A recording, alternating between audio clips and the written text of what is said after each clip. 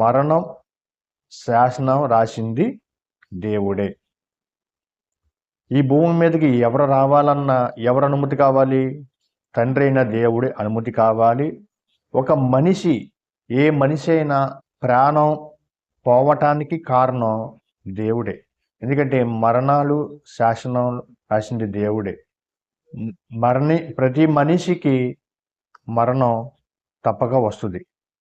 అంటే మరణించాలి. ప్రతి మనిషి ఏమవ్వాలి? మరణించాలి. అంటే భూమి మీదకి ప్రతి మనిషి మరణిస్తారని తెలిసి ప్రతి ఒక్కరూ జీవించాలి. అలాగే అపోస్తలుడైన పౌలు గారు హెబ్రీ రాసిన పత్రిక చూడండి ఒకసారి, 9వ అధ్యాయము 16-17 వచనం చూద్దాం. మరణ శాసనము ఎక్కడ ఉండునో అక్కడ మరణ శాసనము రాసిన వాని మరణము అవశ్యము. అంటే ప్రియులారా, ఈ సందర్భాన్ని మనం జాగ్రత్తగా ఆలోచిస్తే మరణ శాసనము ఎక్కడ ఉండునో అక్కడ మరణ శాసనము రాసిన వాని మరణము ఆవశ్యకము. ఆ తర్వాత ఆ శాసనములు రాసిన వాడు మరణము పొందుతూనే అది చెల్లును. అంటే ప్రియులారా, అది రాసిన వాడు జీవించుచున్నట్టుగా అది ఎప్పుడైనాను చెల్లునా? అంటే ప్రియులారా, ఈ సందర్భం మనం ఆలోచిస్తే మరణ శాసనము ఎక్కడ ఉండునో అక్కడ మరణము శాసనము రాసిన వాని మరణం ఆవశ్యకము అంటున్నాడు. అంటే మరణ శాసనం రాసిన వాడు మరణిస్తేనే అది చెల్లును అన్నట్టుగా మనకి ఇక్కడ వాక్యము సెలవిస్తుంది. ప్రియులారా,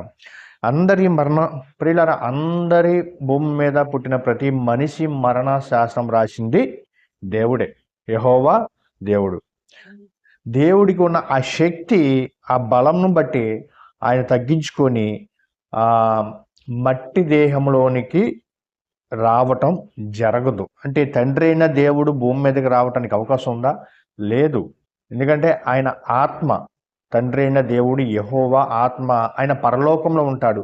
భూమి మీదకి రావటానికి అవకాశం లేదు. ఎందుకంటే ఆకాశము నా సింహాసము, భూమి నా పాదపీఠం అన్నాడు. ఆయన ఒక పాదమే భూమి అంత ఉంటుంది.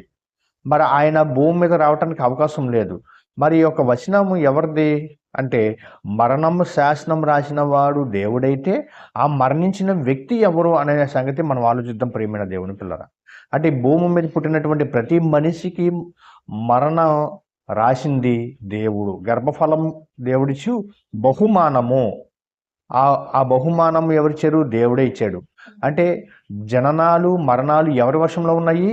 తండ్రి అయిన దేవుని వశంలో ఉన్నాయి.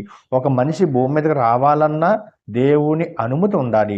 ఒక మనిషి భూమి నుంచి వెళ్ళిపోవాలన్నా దేవుని అనుమతి ఉండాలి. అంటే ఇక్కడ సందర్భం ఆలోచిస్తే ప్రియులారా, 9వ అధ్యాయం 16-17 వచనం ఏమండి, మరణ శాసనం ఎక్కడ ఉండునో అక్కడ మరణ శాసనము రాసినది వాని మరణం ఆవశ్యకం అయితే 17వ వచనం ఏమంటది? ఆ శాసనము రాసిన వాడు మరణము పొందితేనే గాని అది చెల్లును. అంటే ఏమంటే ఇప్పుడు ఆ శాసనం రాసినది ఎవరు? తండ్రి అయిన దేవుడు. ఇప్పుడు తండ్రి అయిన దేవుడు మరణించాలా? ఏమంటే దేవుడికి మరణం ఉంటుందా? ఆలోచించండి. దేవుడికి మరణం ఉంటుందా? ఆయనకి పుట్టుక లేదు, చావు లేదు. అంతే కదండి. ఆయన పుట్టలేదు, కలిగినవాడు, ఉన్నవాడు. మోషే గారితో చెప్తాడు, ఇశ్రాయేలు ప్రజలకి చెప్పమంటాడు దేవుడు, తండ్రి అయిన దేవుడు, నేను ఉన్నవాడును అనువాడునే ఉన్నాను అని చెప్పాడు. మోషేతో చెప్పమంటాడు, వెళ్ళి మోషేతో చెప్తాడు. మోషే చెప్తాడు ఇశ్రాయేలు ప్రజలకి, దేవుడు ఉన్నవాడు. దేవుడు ఎవరు? ఉన్నవాడు. దేవుడికి పుట్టుక లేదు, అలాగే దేవునికి ఏం లేదు? మరణం లేదు. మనిషికి పుట్టుక ఉంది, మనిషికి మరణము ఉంది. జాగ్రత్త గమనించాలి ప్రియమైన దేవుని పిల్లరా. అంటే దేవుడు ఎక్కడున్నాడు అంటే పరలోకంలో ఉన్నాడు. ఎవరో? తండ్రి అయిన దేవుడు యెహోవా దేవుడు పరలోకంలో ఉన్నాడు. 1 తిమోతి రాసిన పత్రిక 6వ అధ్యాయం 16వ వచనం చూడండి ప్రియులారా. సమీపింపరాని తేజస్సులో ఆయన మాత్రమే, తండ్రి అయిన దేవుడు యెహోవా దేవుడు మాత్రమే నివసించుచు అమరత్వం గలవాడే ఉన్నాడు. అమరత్వం అంటే ఏంటండి? మరణం లేనివాడు అమరత్వం అంటారు. అమరుడు అంటే మరణాన్ని జయించిన వాడు, లేకపోతే మరణం లేనిటువంటి వ్యక్తి అమరత్వం గలవాడు. అంటే దేవుడు పరలోకంలో ఉన్నాడు ప్రియమైన దేవుని పిల్లారా. ఎక్కడున్నాడు? దేవుడు పరలోకం ఉన్నాడు. ఇప్పుడు దేవుని పరలోకంలో ఉన్నటువంటి దేవుడు భూమి మీదకి పంపించాలంటే ఎవరున్నారు ఆయన దగ్గర? పరలోకంలో యేసు ప్రభు వారు ఉన్నారు, పరిశుద్ధాత్మ దేవుడు ఉన్నారు, అలాగే దేవదూతలు ఉన్నారు. అంటే దేవుడు డైరెక్ట్గా భూమి మీదకి రాకుండానే దేవుని దగ్గర ఉన్నటువంటి ఆ యొక్క భక్తుల చేత దేవుడి దగ్గర ఉన్నటువంటి యేసుక్రీస్తు వారి ద్వారా భూమి మీదకి రావటానికి ఎవరు అనుమతి తీసుకోవాలి? యేసు ప్రభు వారు తండ్రి అయిన దేవుని అనుమతి తీసుకోవాలి. పని చేయడానికి ఎవరున్నారు దేవుని దగ్గర అంటే యేసు ప్రభు వారు ఉన్నారు, పరిశుద్ధాత్మ దేవుడు ఉన్నారు, అలాగే దేవదూతలు ఉన్నారు. దేవుడే భూమి మీదకి రావాల్సిన అవసరం లేదు ప్రియమైన దేవుని పిల్లరా. దేవుడే భూమి మీదకి రావాల్సిన అవసరం లేదు. దేవుడే యెహోవానే మానవ శరీరాన్ని ధరించుకొని భూమి మీదకి వచ్చారని చెప్తారు. తండ్రి అయిన దేవుడు వచ్చాడా, లేకపోతే దేవుని కుమారుడైన ప్రభు అయిన యేసుక్రీస్తు వారు మానవ శరీరాన్ని ధరించుకుని భూమి మీదకి వచ్చాడా? యేసు ప్రభు వారు వచ్చారు. దేవుడు యెహోవా దేవుడు రాలా. ఆయన అమరత్వం గలవాడు. ఆయన సమీపింప తేజస్సులో ఆయన మాత్రమే సేవించడానికి అవకాశం ఉంది. ఆయన దగ్గర ఆయన చూడటానికి మనకు అవకాశం లేదు. అంటే పరలోకంలో దేవుడు ఉన్నాడు, దేవుడి దగ్గర పరిశుద్ధాత్ముడు ఉన్నాడు, యేసు ప్రభు వారు ఉన్నారు, దేవదూతలు ఉన్నారు.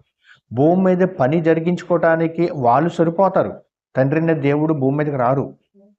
ఎందుకంటే ఈ విశ్వం పట్టదు. ఆయన శబ్దమే ఉరుము లాంటిది అంటాడు. ఆయన మాటే ఒక గొప్ప ప్రళయం అంటది, ఒక పెద్ద మహా గొప్ప శబ్దము.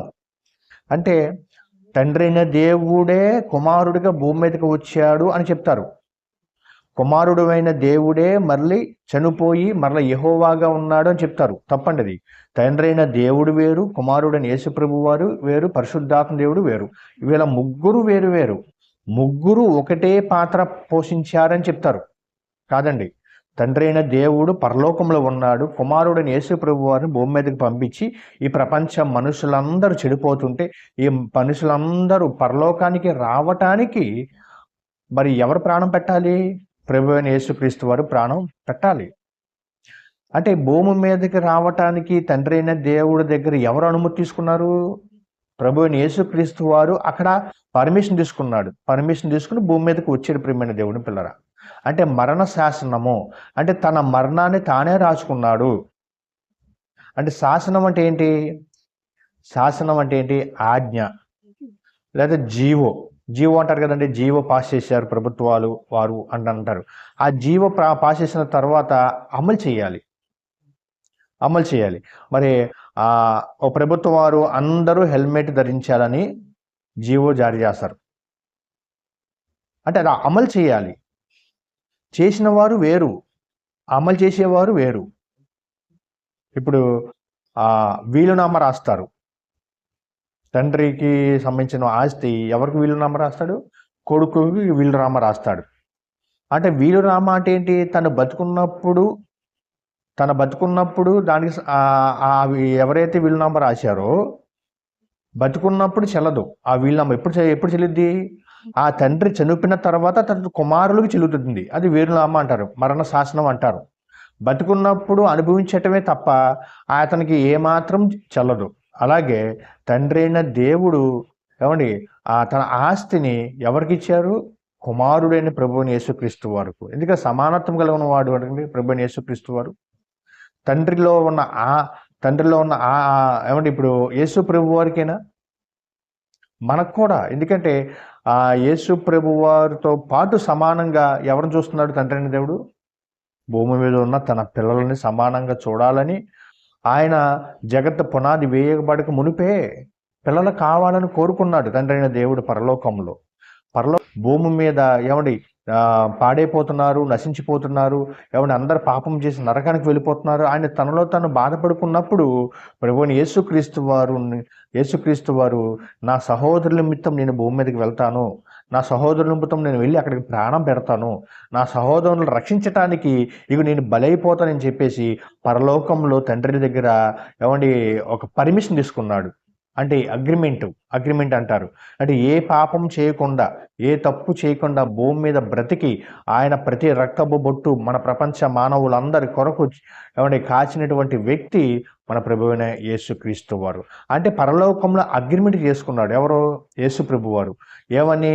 నేను వెళ్తాను నా సహోదరులను రక్షించటానికి, నేను వెళతాను నా సహోదరుల్ని రక్షించటానికి, వారిని మరలా మీ దగ్గరికి తీసుకురావటానికి నేను వెళ్ళి వారి కోసం నేను ఏమైపోతాను?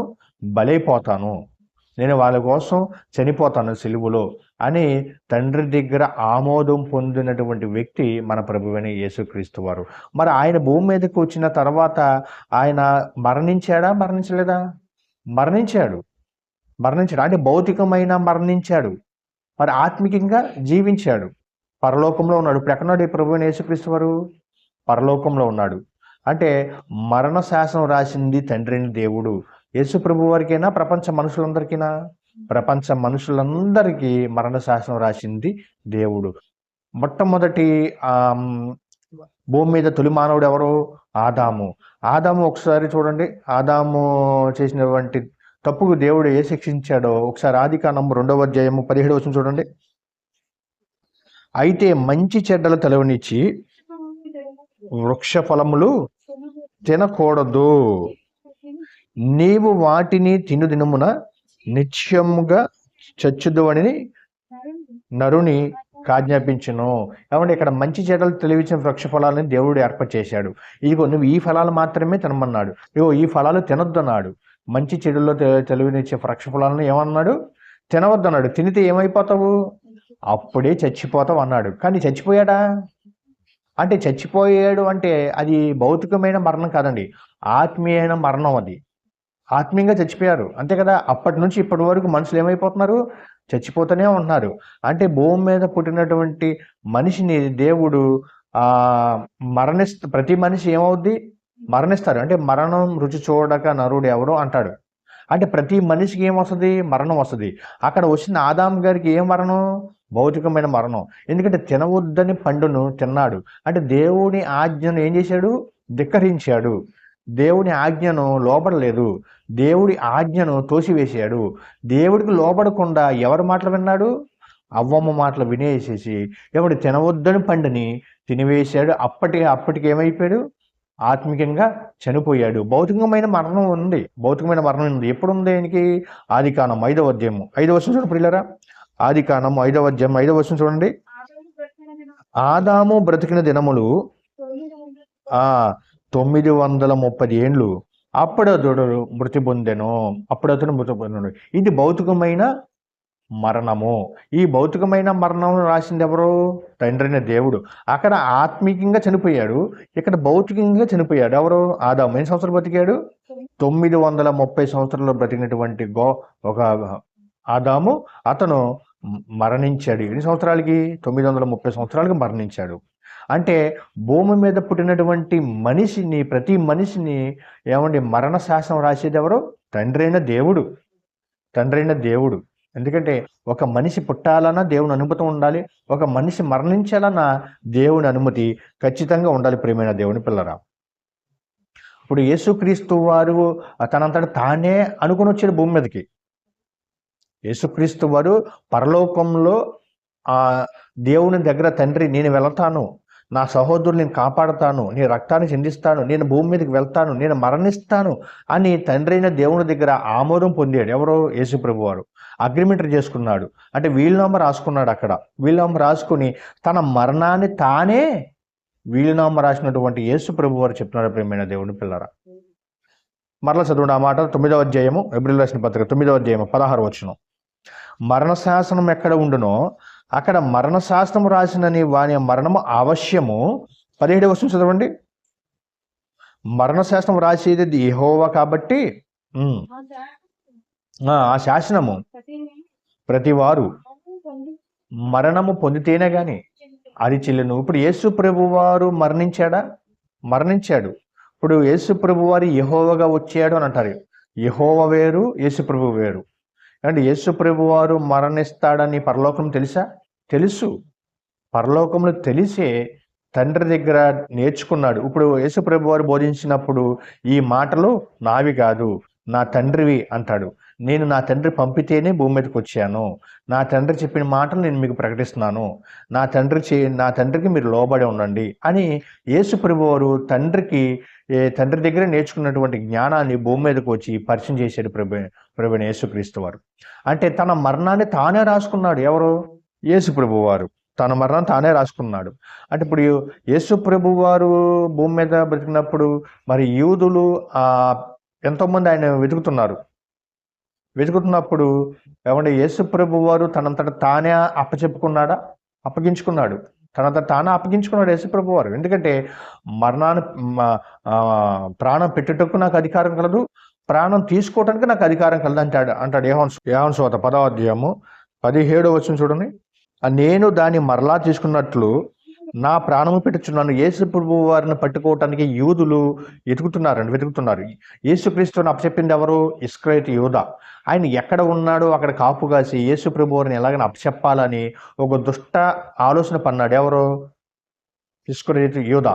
మరి యేసు ప్రభు దగ్గరికి వచ్చారు సైన్యులు. వచ్చినప్పుడు నేను దాన్ని మరలా తీసుకున్నట్టుకు నా ప్రాణము పెట్టుచున్నాను, ఇందువలనే నా తండ్రి నన్ను ప్రేమించున్నాడు. ఎవడైనాను నా ప్రాణము తీసుకోనాడు, నా అంతటా నేనే దాన్ని పెట్టుచున్నాను, దాన్ని పెట్టుటకు నాకు అధికారం కలదు, దాన్ని తిరిగి తీసుకున్నట్టుకు నాకు అధికారం కలదు.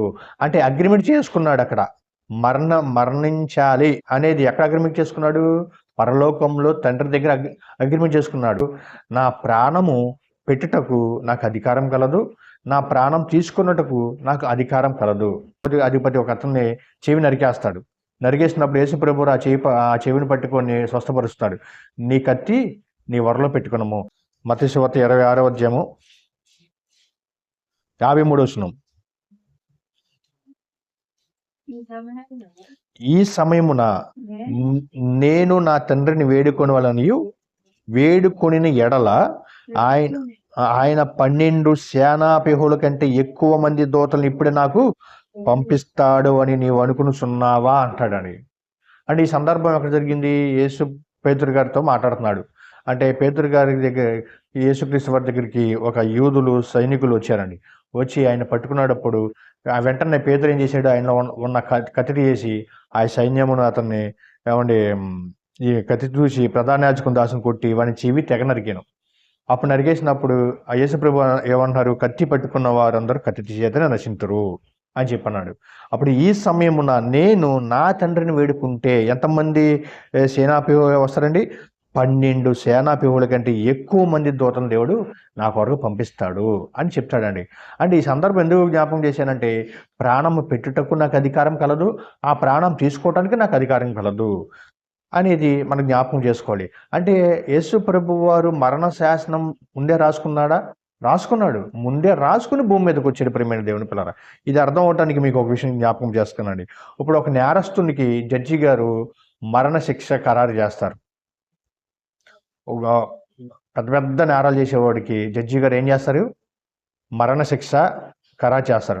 ఆ మరణ శిక్ష ఖరారు చేసినటువంటి జడ్జి గారు ఏమైనా చనిపోతారా? చనిపోరు. అంటే మరణ శాసనం రాశాడు, అంతేనా? అలాగే ఈరోజు చూడండి, భర్త చేతిలో భార్య చనిపోయింది, లేదా భార్య చేతిలో భర్త చనిపోయాడు. ఎంతమంది చోట్ల ఈరోజు అంటే భార్య మరణ శాసనం రాసేసింది. ఎవరికి? భర్తని. ఈరోజు చూడండి, భార్య భర్తలు హనీమూన్కి వెళ్తున్నారు, నమ్మిస్తున్నారు, మోసం చేసి లోయలో తోసేస్తున్నారు. ఎంతమంది చూడలేదండి ఈరోజు సమాజంలో? అంటే మరణ శాసనం రాసేసుకుంది. ఎవరో రాసేసుకుంది.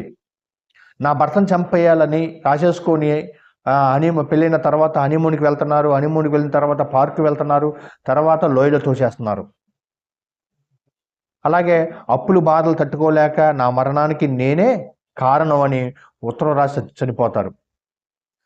ఆరోగ్య సమస్య బాగోలేదని చెప్పేసి నా మరణానికి నేనే కారణం అని ఉత్తరం రాసి చనిపోతారు.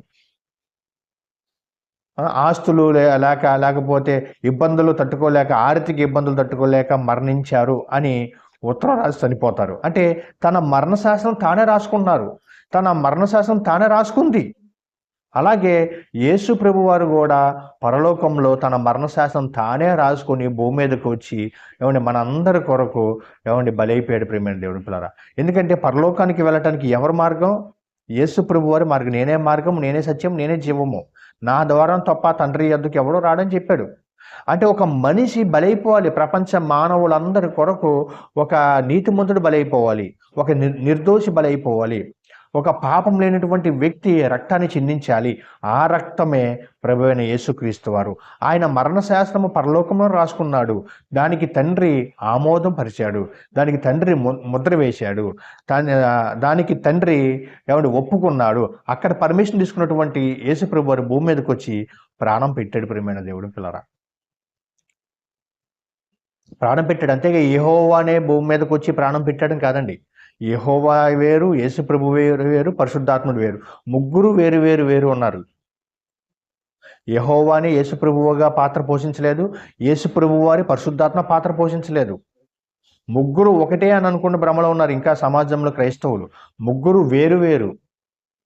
తండ్రి అయిన దేవుని దగ్గర అనుమతి తీసుకున్నాడు, అంటే అగ్రిమెంట్ రాసుకున్నాడు, అంటే వీలునామా రాసుకున్నాడు. అప్పుడు ఆయన తండ్రి అయిన ఆస్తి ఎవరికి చెందిద్ది? కుమారుడికి చెందిద్ది. కుమారుడు యేసు ప్రభు వారికి కాకుండా మనందరికీ యేసు ప్రభు వారు నీ కొరకు నా కొరకు భూమి మీదకి వచ్చి ప్రాణం పెట్టి మనల్ని పరిశుద్ధులుగా ఒక సంఘంలో ఏర్పాటు చేశాడు, సంఘంలో కూర్చోబెట్టాడు.